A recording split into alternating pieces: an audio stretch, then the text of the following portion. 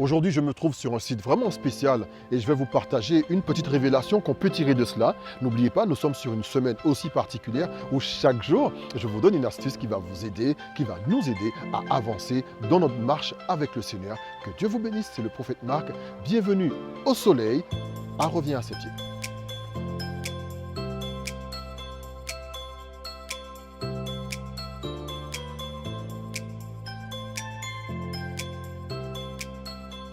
J'ai eu à partager depuis lundi une petite série de vidéos avec vous qui nous aident chaque jour à nous améliorer, à améliorer notre rapport avec le Seigneur. Ce sont des choses qui sont pratiques. Nous avons été à la plage, nous avons vu comment est sorti de terre une plage, un endroit où il n'y avait absolument rien.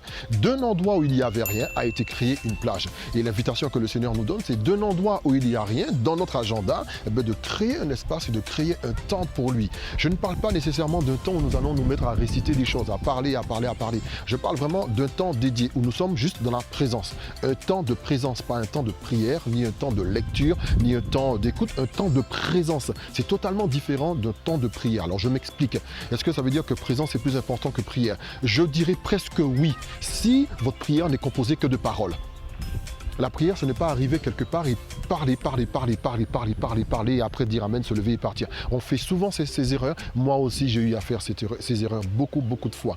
Mais un temps de présence, c'est un temps où nous allons rentrer dans la présence du Maître et nous asseoir. Et selon le vent de l'Esprit, on peut parler. Selon le vent de l'Esprit, on peut se taire. Selon le vent de l'Esprit, on peut lire. Le temps de présence, on rentre dans une sphère. C'est comme à la plage. Quand vous allez à la plage, vous n'allez pas nécessairement pour manger des merguez, ou vous n'allez pas pour vous baigner, ou vous n'allez pas vous parler. Vous allez à la plage et dans ce temps de plage, il y a un certain nombre de choses que nous faisons. Donc c'est exactement cela. Un temps de présence, c'est un temps dans lequel il y a beaucoup de choses que nous pouvons faire. Nous pouvons danser dans le temps de présence et nous pouvons lire dans ce temps de présence. Aujourd'hui, nous allons encore un peu plus loin. Vous le remarquez certainement, derrière moi, il y a des enfants qui font de la voile, ce qu'on appelle, de la voile tout simplement.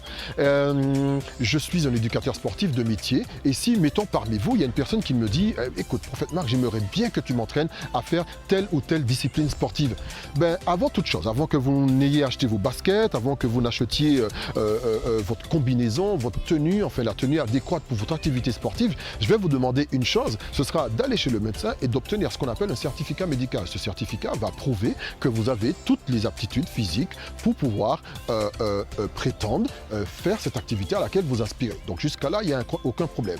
Lorsque nous voulons grandir avec le Seigneur, lorsque nous aspirons à l'entendre, lorsque nous aspirons à rentrer dans une communion profonde, à avancer en eau profonde avec lui.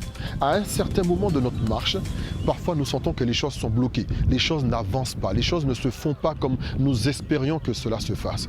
Eh bien, l'astuce que je vais vous donner aujourd'hui, c'est de faire un check-up. Comme le médecin, avant qu'il vous donne ce certificat médical, il va vous demander de vous mettre debout, de tirer la langue, de faire un certain nombre d'exercices, de vous baisser, de lever la jambe, enfin bref, un certain nombre de choses. Et à la fin, lorsque tout sera selon ses conditions, lorsque tout sera OK, il vous fera ce certificat médical et vous dira que vous êtes apte à la piscine, apte à la pratique du sport en salle, apte à la musculation, apte à la marche. Eh bien, il en est de même pour la vie spirituelle. À un certain moment, nous devons nous questionner.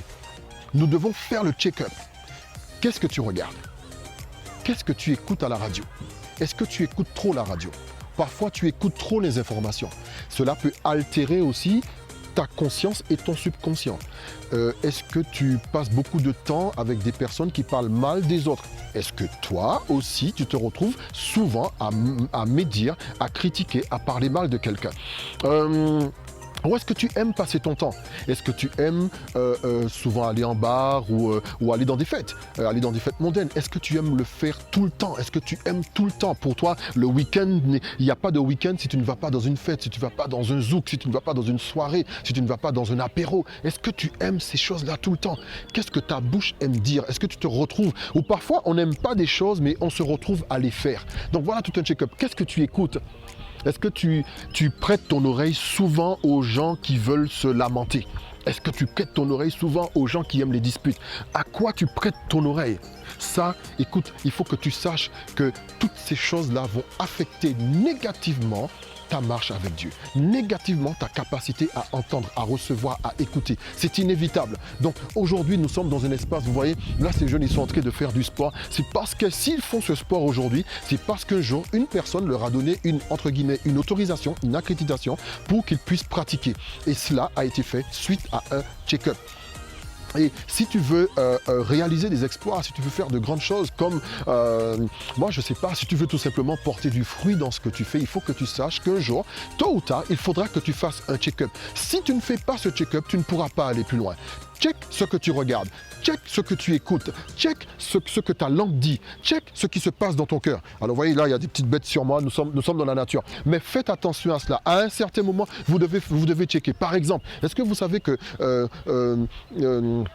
il y a beaucoup d'enfants qui sombrent subitement dans la dépression. Pourquoi? Il faut savoir qu'est-ce que vous autorisez, vous parents, qu'est-ce que vous les autorisez à regarder à la télé. Lorsqu'ils s'exposent trop à un certain nombre de feuilletons, à un certain nombre de films, à un certain nombre de musiques, ces choses véhiculent des pensées sataniques, des pensées du New Age, des pensées du monde, et ça les affecte négativement. Et lorsque, par exemple, vous autorisez vos enfants à regarder des films dans lesquels des gens sont il y a toujours un baiser, toujours des positions lascives, des positions équivoques, cela peut affecter négativement des personnes. Donc nous devons faire un check-up de nos sens physiques, parce que à travers ces sens physiques, nous pouvons être spirituellement affectés.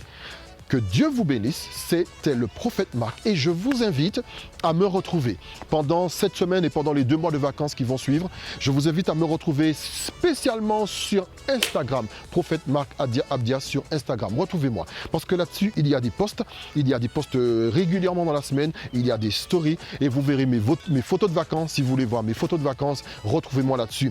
Sur la page Facebook, Reviens à ses pieds, vous m'y trouverez et bien sûr sur la chaîne YouTube sur laquelle je vous invite à vous abonner si ce n'est pas encore le cas et aussi à partager à tous ceux que vous aimez. Que Dieu vous bénisse.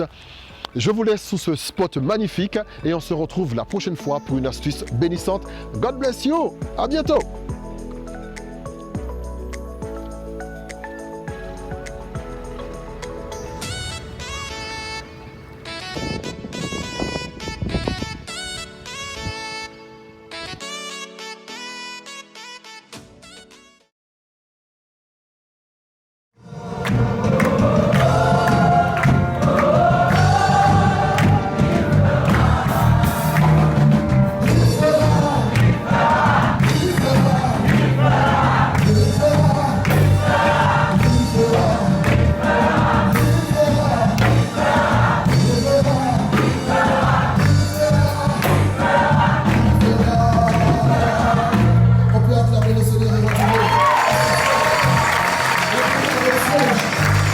Look.